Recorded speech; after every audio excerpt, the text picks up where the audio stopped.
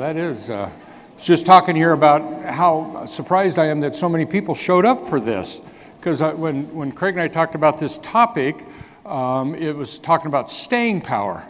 and I'm like, no, most writers, especially early on in their careers, are always in a hurry. They need to do something tomorrow or next year, or I got to make money so I can quit my day job, or I got to do, all writers in a hurry. It's those of us who've been around for a while are not in a hurry, which actually makes us be more productive. It's one of those weird dynamics that I have no idea why that works. Let me give you a little background about me. I sold my first short story, two of them actually, Bing Bang, in 1974, before a large percentage of you were born. And yes, I am that old. And frighteningly enough, I was 24 years old when I sold those two stories. And since then, I have become multiple New York Times bestseller and a USA Today bestseller, which is the one I use because New York Times is phony.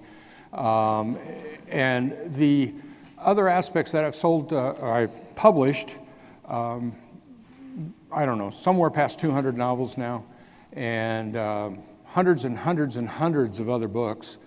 I haven't counted them up, but I will at some point. And probably 400 or 500 short stories over the years. I've been an editor at numbers of places. Right now I edit Pulp House Fiction Magazine, which is a magazine I started in 1992. And then it went on hiatus for a long time, and then we brought it back. So I've been around a long time. I've been in this industry and making a living. I sold my first novel to New York, it wasn't my first written novel, but I sold my first novel in 1987. And I went freelance at that point. I had no bills. I lived in an apartment that I think was right around $200, $225, and I had no bills. So I could do it. I mean, that $6,000 novel advance lasted me a long time. And at that point, I had been part-time bartending, tending bar. And that was my job. Even though I have a master's in architecture and 3 years of law school and all that other stuff, I was a very educated bartender. But I wanted to write. That's what I wanted to do full-time. And over the years, Chris and I have started, my wife is Christine Catherine Rush, anybody familiar with her? Also a New York Times bestseller. We've been together for a long time. We met in 1986, and we both had not sold novels at that point. Okay.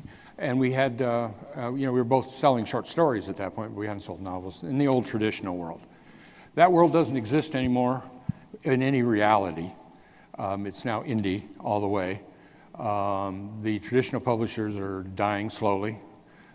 Not as fast as I'd like them to, but they're still dying slowly. I worked a lot. I edited for 10 years in a series called Star Trek Strange New Worlds, which of course is the new television series now. But I edited Star Trek Strange New Worlds, which was the ripoff of Writers of the Future for Star Trek. I edited for new writers for Star Trek. I did that for 10 years in pocketbooks. And so I've been in it, and with all of my years in that world, I was known as a hired gun for professionals, for the publishers. If they needed a book because a big name author couldn't get the book in, they called me. The faster they needed it, the more I charged them. And so, if they needed it in a week, I charged them $100,000. If they needed it in 2 weeks, I charged them less. And I could do that. That's numbers of reasons why I've been #1 on the New York Times bestsellers, and none of you have seen my name there.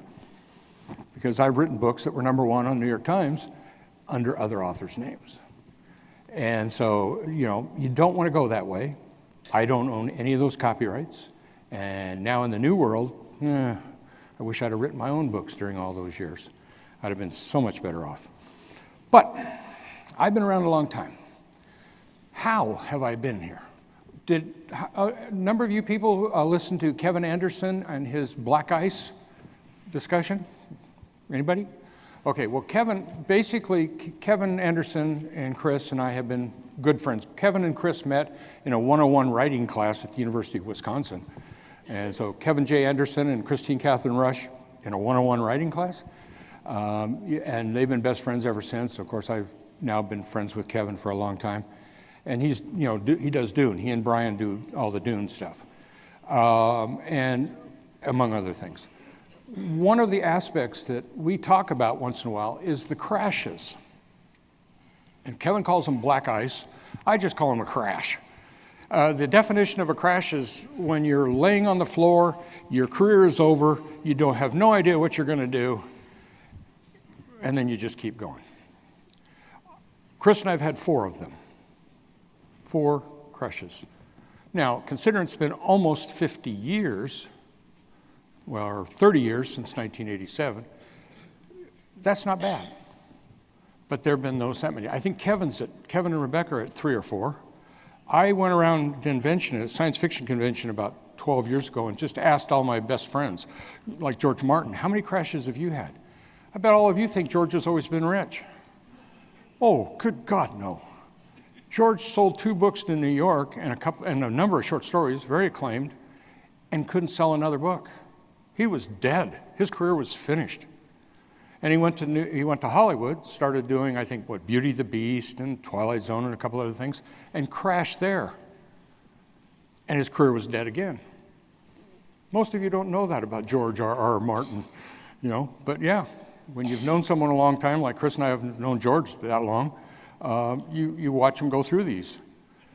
Anybody remember what George's first book was? Fever Dream or I can't pronounce that word. Armageddon Rag. Fantastic book. Cost him a fortune because he didn't know copyright because he was a new writer. So anyhow, I'm going to talk about 10 things here in staying power that I hope that you will help you when you hit these crashes. A lot of you are in Select. I have a really poor opinion of Select, but that's just my opinion. A lot of you are making really good money in Select. I understand that. But you understand where the money's coming from. It's coming out of the advertising budget of Amazon. That's it. It's an advertisement for them. And at any moment they could say, nah, we're done. What would happen to you if that happened? If you're fully in Select, how would your money go? If you're making great money there and then suddenly it would just stop. They can do that at any point, guys. And they've changed algorithms numbers of times where a lot of writers have gone, oh, now I'm not making anything. That's called a crash. And if you're depending on that money, well, that's what some of this I hope will help. Because number 1 in this list of 10, you're the only one that can kill your own career.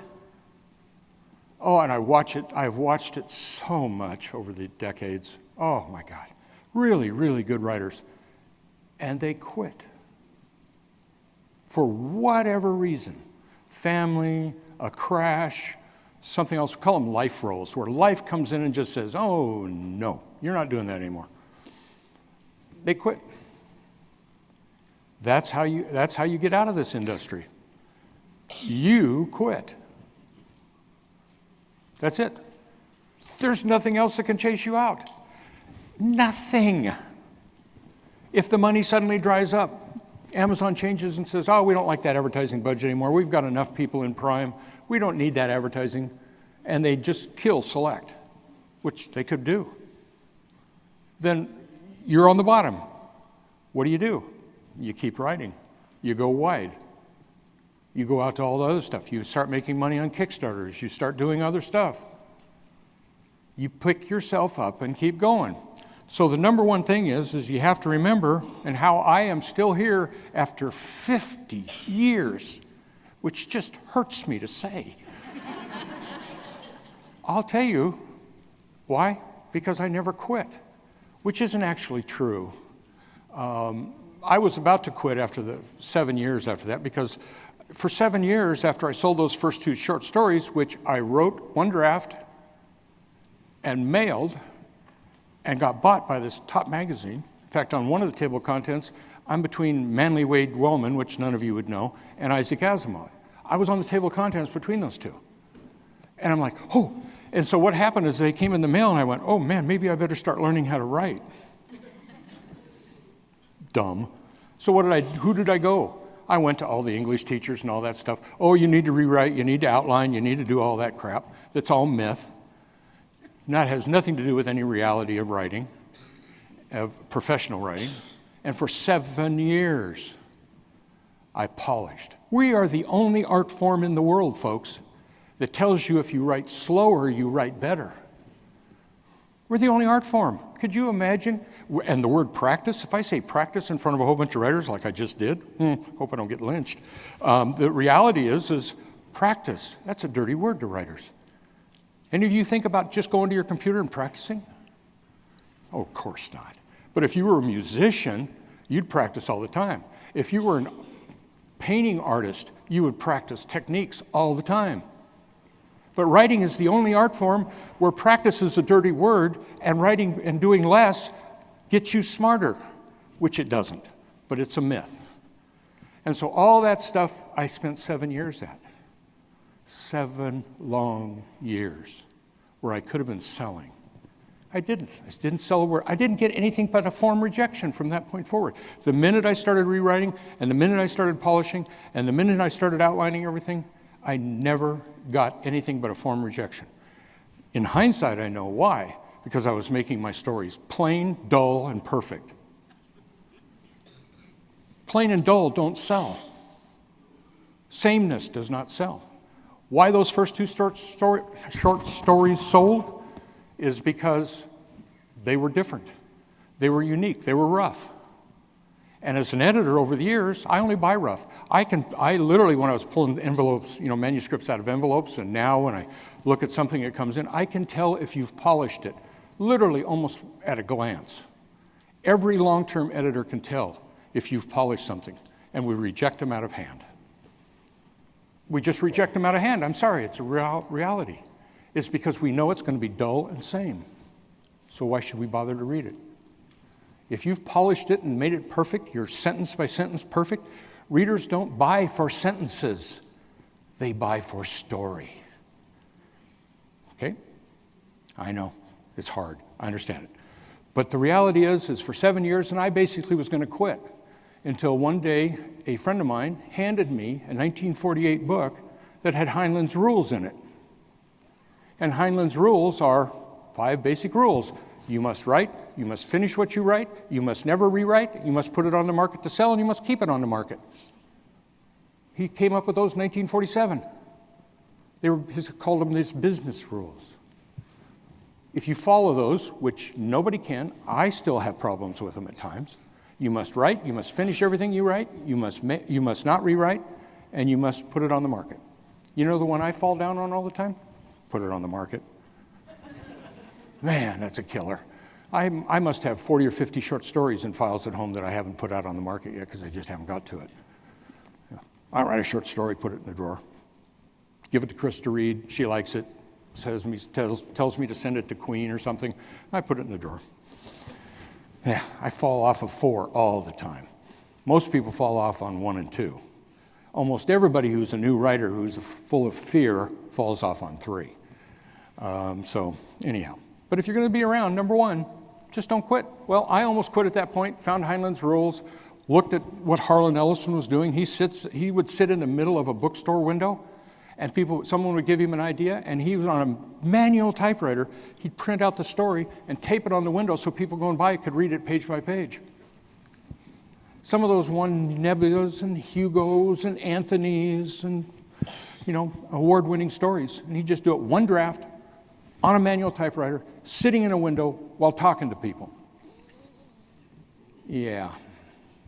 And my little precious stories, I was rewriting and rewriting and rewriting. And the minute I started looking around and going, wait a minute, what are the real authors doing?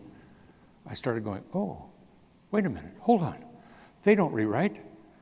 They'll tell you if you're a fan that they rewrite. If you were, all of you were fans, I've sold 23 million copies of my books.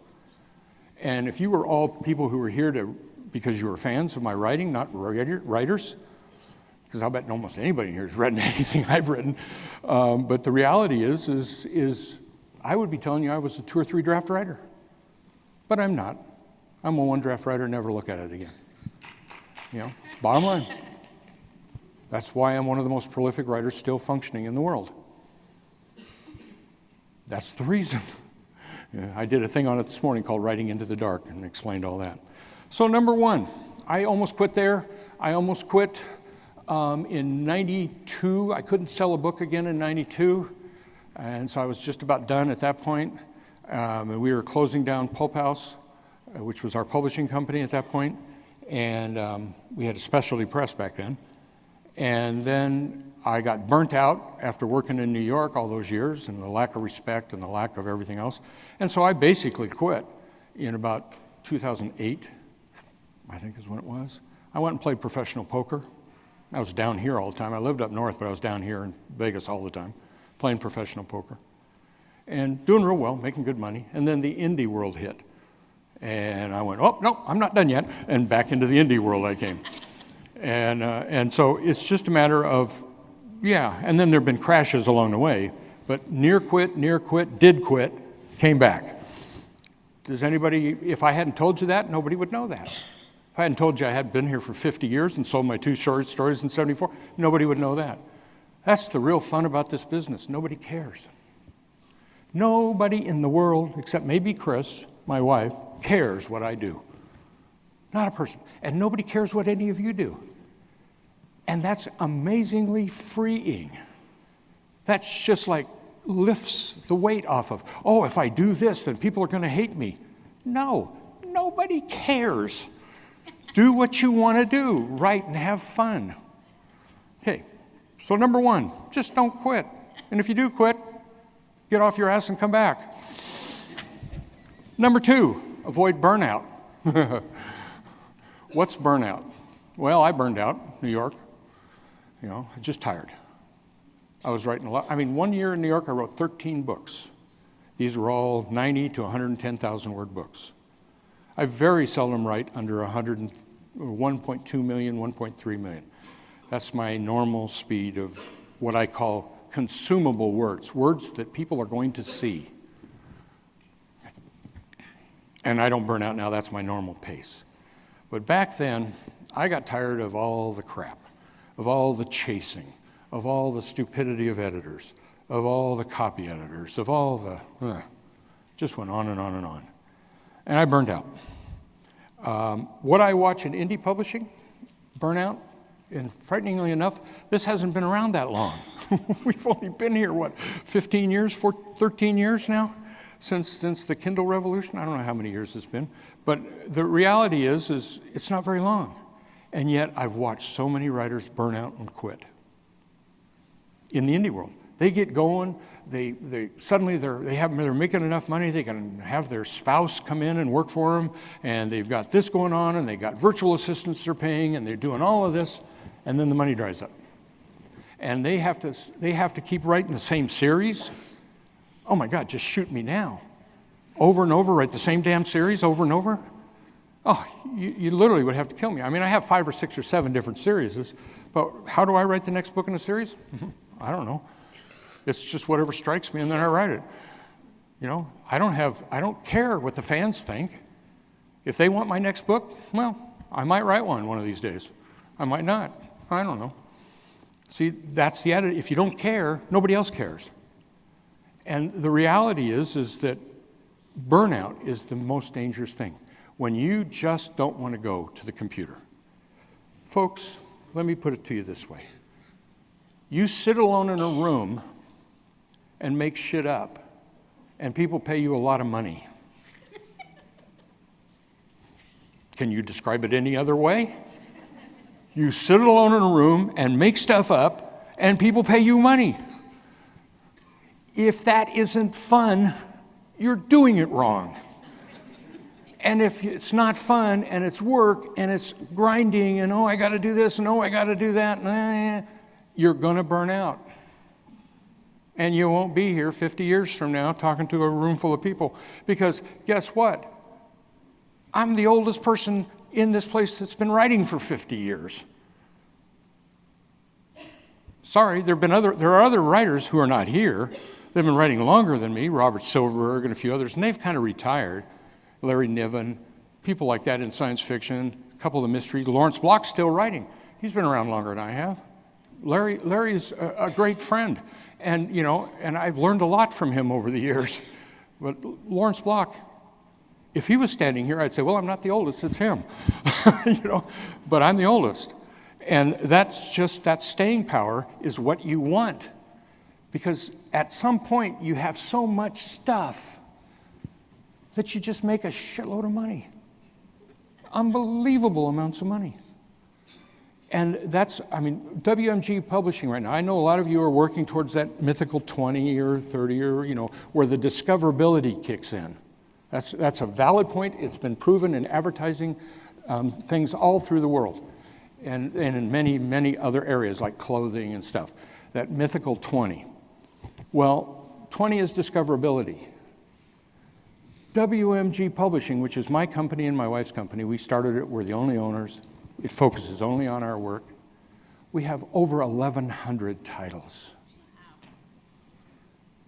Just do the math. Okay? Last year, in my 70th year on the planet, I said, I'm going to do a challenge. And what did I do? I published 70 major books that would be considered in that 20. I published 70 major books with my name on the front cover in 1 year. I know, that hurts, doesn't it? It hurt WMG, it damn near killed them. They had to do a lot of the work. All I had to do was put them together and write them. So, number 2 is avoid burnout. Number 3. This one is going to be difficult. I admit it because I mess it up at times regularly. Never call your writing work. It's not work. Work is what you go to come home on the weekend so you can write, or get up early in the morning so you can write before you go to work. Never call your writing work. Now, sometimes you have to, because you have to have validation with your family. Got that. You're saying, I'm going to work. But don't ever believe it. You've got to clear that out of your system, because eventually that leads to burnout. Because guess what? What do you try to do when you're working? Or as Dobie Gillis used to, or Maynard G. Krebs, I guess it was. Oh, wait, that's way ahead of all you guys, way before you guys. But he used to say, work. And no, what you do is, that's something you avoid or want to retire from. Someone says, what are you going to do? Are you ever going to retire? And I'm like, I don't work. Why would I retire? I just write novels and short stories. That's not work. That's fun. I get to tell myself stories. So start working on that habit right now. If you want to be around a long time, start clearing that habit out of your vocabulary, because it's coming out of deeper places. And if you start convincing your creative voice that it's work and it's hard and it's not fun, burnout. You'll stop. Okay? So if your writing is painful and difficult, you're doing it wrong. Writing is fun. That's the secret of this industry, is when you can go into a room by yourself, sit down, and make up a story for yourself. Not for readers, not for anybody else, just for yourself. That's fun. So start calling your writing in your own mind fun. I'm going to go play. To your family, you call it work, because otherwise you're out playing and you can be interrupted. So, but there is a balance there. I miss once in a while. Doing book covers and layouts and advertising, that's work. That's work. But sitting alone in a room making stuff up, that's not work. No way is that work. Number 4. You've heard this before. I'm going to repeat it. It takes a long time to understand this. Write what you love. Write what you're passionate about. I'm a 2-generation, both sides of my family were pioneers into the Oregon and Idaho and Washington area. Pioneers, all the way back. My grandparents used to take me to what were ghost towns in the 1960s and late 50s as a kid and say, oh, remember this? This was a dance hall, and because they used to be up there. They were in the mining towns, stuff. So what do I do now? I write a series called Thunder Mountain, which is a time travel series back into the old mining towns of the Pacific Northwest, because I was born and raised into it, and I'm still passionate about it. And it's fun. And then I get going on a Thunder Mountain book, and I'm literally living back there in my grandparents' age. And that's, and at 70-some years old, my grandparents were literally, to escape the flu pandemic, they went into the mountains. When the flu pandemic started to hit, they just went into the mountains. Lived in the mountains for 2 years while the flu pandemic was going on. Well, we now understand pandemics, so you can understand. Wouldn't it have been nice if you could go for those years and go do something in the mountains? So, write what you love. I bet you've heard that about 12 billion times. But it really is one of the secrets. It's truly, truly one of the secrets. Have fun at writing, write what you love. Be willing, number 5, be willing to start over. Be willing to change gears. Have it in your mind that might happen. Have it in your mind that it might happen. Have more than one income stream. If you've only got one income stream, that's a lot of marbles in one basket. Be willing. Be prepared. Think about it. Not in I got to worry about that every day now, that it might crash and it might do this. No, don't do that. But just be prepared. And then be able to recognize when life throws you something. Like right now, I can't hardly see faces because I had an injury to my eye about 3 weeks ago. This eye's been dead for 11 years. This eye, I suddenly had an injury to, and I'm suddenly blind as a writer. And for 2 or 3 days, I thought my world was over. And I live in a penthouse condominium in downtown Las Vegas that has a 270-degree view of the Strip and the mountains in downtown Las Vegas, and I couldn't see it for days. And that'll get your imagination running real quick. At least it did mine, about, oh my God, what's my life going to be like? Well, luckily it was through all the doctors and everything, it was something that's going to heal itself, and my vision is coming back, which is why I can be here, and I drove here and everything else. But I still can't see details, and my notes are that big. So was I ready to change? Well, I started thinking about it. I started thinking about audio and talking to Kevin about how he dictates books, but I wasn't willing to quit. Notice that? Notice the difference there. Okay, I suddenly go blind as a writer.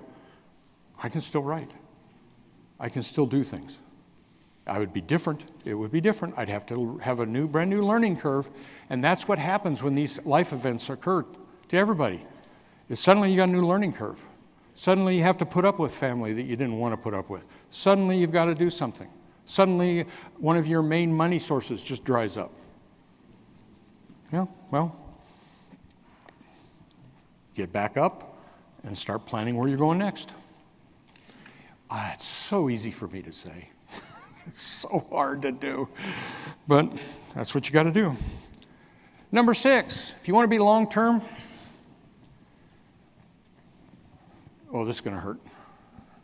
I apologize for this one. Keep your expenses down. Keep your expenses down. Instead of saying, I could really use help on that, ask yourself, why do I need help? Well, I'll be faster. Well, do I really need to be faster at this point in time? Or can I put that extra money in an account somewhere? Or can I buy a piece of property with it as investment property or something like that? At one point, Chris and I owned 4 houses in Lincoln City. We weren't sure what we were going to do with them, and one of them was a 11-bedroom, 7,000-footer. And that's the one we lived in. The hell, we're 2 people. We don't have any kids. We have cats. 11 bedrooms. Basically, we had a giant library. And so keep your expenses down. Invest the money that's extra before you say, hey, spousal unit, partner, you can quit your day job and come and help me with all this. Well, do the math real well. Have some backup. We have 3 employees that are full-time and a bunch of others at WMG Publishing. We hired Allison Longuera A lot of you might know her. She was the editor of our local newspaper. And for 1 year ahead of us hiring her, we had lunches with her once a week, trying to train her on what the international world of publishing looked like. And during that time, we were pouring money into a bank account called Allison's Salary. And when we had over 1 year of her salary in that bank from the early days of indie publishing, we made her a job offer. She's now been with us for 11 years. Okay? And she more than pays for her salary, which is a lot larger than what we offered her initially. But the reality is she runs everything at WM. We just kind of it's like it's a traditional publisher, but we own the whole company. Any kind of real decision comes down, we do it. But we built those expenses because we knew this rule: keep your expenses down. Critical rule to long-term survival. Here's another one you're not going to like. Get rid of all toxic people. Number 7, get rid of all toxic people in your life. Or cut them out. If you've got someone that's always negative about your writing, stop talking to them about your writing. Often toxic people are family members. They may have your best interest at heart. Oh, that's just your hobby, you really should. Do you know how much flack I took as a white male with a master's degree in architecture and 3 years of law school, and I was tending bar 4 days a week? The pressure I got from everybody. You're wasting. Oh, the writing, you could do that if you were an architect. You could do that if you were a lawyer. You could do that. It was continuous until I mostly just stopped talking to those people. Anybody who would say that to me, basically I never talked to them again on that topic at all. And if they bring up well, are you going back to getting a law job now? Are you actually working as an architect yet? No, nothing. And I changed the topic. Identify the toxic people in your life that are holding you back. And number 1, if you can't get rid of them, like family members, thankfully all of my family's dead, and I mean that thankfully, because they were all toxic. I had a really bad childhood, and the reality is that when they all died, I was like, ding dong, the witch is dead. I'm not kidding you. When Chris's mom died, I actually sang that song. And so the reality is there's toxic people. We all have them. I don't have them anymore. I'm too damn old to put up with it. Anybody comes at me with negative stuff, or why aren't you doing, or why aren't you saying this, or why shouldn't you be doing this? I just laugh. And I say, I make more money 20 times than you do. Why should I listen to you? That usually shuts them up. Money tends to shut people up. So get rid of the toxic people. Identify them first, and then get rid of them. That will help you survive a lot longer, because toxic people will slow you down and stop you. It's their job. I don't know who hired them, but it is their job. Okay, number 8. This will be painful. It is for me. Exercise and stay in shape, and keep the weight down. Pandemic, right there. 20 pounds. On my 70th, 3 days after my 70th birthday, I ran a marathon. Well, put it this way, I finished a marathon. Big difference there. I finished a marathon. It was not pretty. And Chris, bless her heart, I got to 1 mile from the end and sat down on some power station thing that was near the end of the course and called Chris and said, no, I'm going to call an ambulance and go to the hospital. And she said, you're not going to do that. You're going to finish. And I said, why? I really need to, because I had stepped on a big rock and had a big hole in the bottom of my foot. And that was at the 6-mile mark, and this was 20 miles later, 19 miles later, and it was bleeding, and there was blood coming out of my shoe and everything else. And she goes, no, you're going to finish, because if you don't finish, imagine what I'm going to have to put up with for the next 5 years. And I'm like, okay. And so she stayed on the phone with me while I managed to do that last mile. And that was, that's the kind of evidence that I have of myself of why I'm still here after 50 years. I'm just not willing to quit, although that time I was. And my wife talked me through it. So sometimes you got to have the supportive people to be there and say, no, don't quit. You can do this. You can make it. Cultivate the supportive people. But exercise, folks. I have lost so many close friends in the last 5 years because of this one. They're not around anymore. Really close friends. Gardner Dozois, was one of our closer friends. Bill Trojan was my closest friend. He had uncontrolled diabetes. Wouldn't do anything about it, no matter how much I talked and yelled and encouraged and offered and everything else. But I had to talk to him every night because he was afraid of having a stroke and dying and being alone in his apartment. So I talked to him every night for 2 years before he finally died at a convention. He was 61 years old. I cannot begin to tell you how much I want Bill here.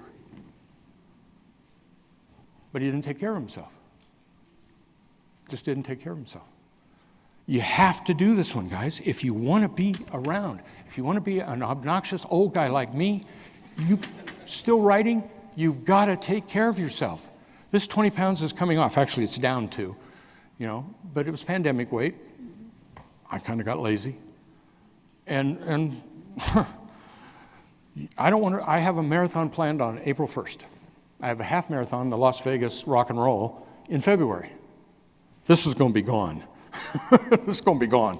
I ain't going to go out on that marathon level of running and walking and other stuff with this around my stomach at 72 years old. I do win a lot of my age categories in the 5Ks, though. Really, really fun when you're the only one running at this age. Real easy to get on the podium. Okay. Number 9, learn from other writers. Guess what? I'm talking to the choir here. Learn from other writers. That's what you're all here doing. But never compare yourself with another writer. And that's where it gets tricky. Never compare. Because you have your own career. Don't compare yourself with me or Chris or your friend or whatever, because they may suddenly have a little boost. When Chris and I got together in 1986, we were both short story writers. And literally, as we realized it was going to be long-term, one of the most important conversations that we repeated over and over was, our careers are never going to be the same. Are we okay with that? Am I okay with that? Is she okay with that? Weirdly enough, out of all of the group that were together, there was like 11 or 12 of us that were sharing information all the time through what was called an APA at that point, but it was a very private, just people who were short story writers and wanted to be professionals. People like Kevin J. Anderson and Rob Sawyer, and I could go on down the list. They're all New York, all 11 of us became New York Times bestsellers out of that list. Because we were all driven, we were all willing to share, and we didn't care what the other one did. We were supportive of the other people. I was the first one in the entire group to sell a novel. But everybody was within a year behind me. All 11 sold their first novels. I was in 87. By the end of 88, my wife, I had sold one novel. My wife sold 11 to 4 different New York publishers. And it's like, and none of them been out yet. The first one still wasn't out, and she'd already sold 11. Was I jealous of her? No, God, no. So supportive. That's what you have to be. Be supportive of other writers, but don't compare yourself to other writers. Learn from other writers. I tell you, I had a dinner last night. Chris and I went out with some friends last night, and I'm going to make more money from that dinner. At one point, they told me something, and I said, that's it, I'm buying dinner, for everybody. Just because I'm probably going to make, just from last night's learning alone, I'll probably make $100,000 next year. And it's just like, that's why we're here, guys, is to keep learning and to find that stuff and to be supportive and be like that. But don't compare. That is deadly, just deadly. And how much does that say? 4 minutes? Good, I'm on number 10. Number 10. Everything goes in a circle in writing, you know that? You go back to your opening and your validation and all that. Don't quit. Just don't quit. If you quit, you lose. That's the bottom line. Just a loser. But if you don't quit, you may get knocked down, you may stop writing for a year or two. Nobody will notice. Nobody will notice. That's really sad, but nobody will notice. And you'll still be selling books when you get back, and you'll do other stuff. So if life knocks you down, if things knock you down, rebuild, start over, keep writing, and keep the writing fun. Keep it enjoyable. Just don't quit. Because if you quit and don't come back, you can talk about quitting all the time. I did that regularly. I talked about, I'm done with this stupid profession. And then I'd sell a book the next week and go, maybe not. Okay? Don't quit. And on that point, I quit. Thanks, guys.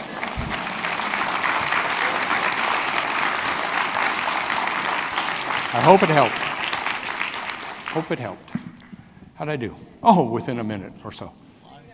Oh, 4 minutes. I guess I got a question or two. Somebody wants a question. I have one from Fire. online. Where are you? Over here. The AB. Over here. Oh, way over there. Hi. Yeah, ask away. So someone online asked, what do they do about the negative voice in the back of their head? It's not in the back of your head. Your negative voice is always right at the top of your nose. It's called the critical voice. The back of your head is your creative voice, the 2-year-old that always wants to have fun. Yes. What do you do with it? So how do they deal with the negative voice, like if that's their I have an entire toxic? 6-week workshop. Oh, by the way, I should tell you that. At WMGworkshops.com, pretty simple, WMGworkshops.com, you can get links to all kinds of different workshops we do. We have an entire 6-week workshop on how to kill the critical voice. Basically you have to ignore it, you have to get past it. Critical voice is based out of something different for everybody in this room, but it's based out of fear, it's based out of past history, it's based out of your learning from English teachers. If you I must outline that book, well, you're just afraid. You're just afraid to actually write it. That's the bottom line. Critical voice is just, it'll pull you down. You gotta untrain it. Did that answer your question? Okay. Anybody else have a question in the last 2 minutes and 20 seconds? 27 seconds? Is that right? 3 minutes and 27 seconds? 2 minutes. Oh, you got 2 minutes and 27 seconds. Anybody else? Nothing. Okay. Bye, guys.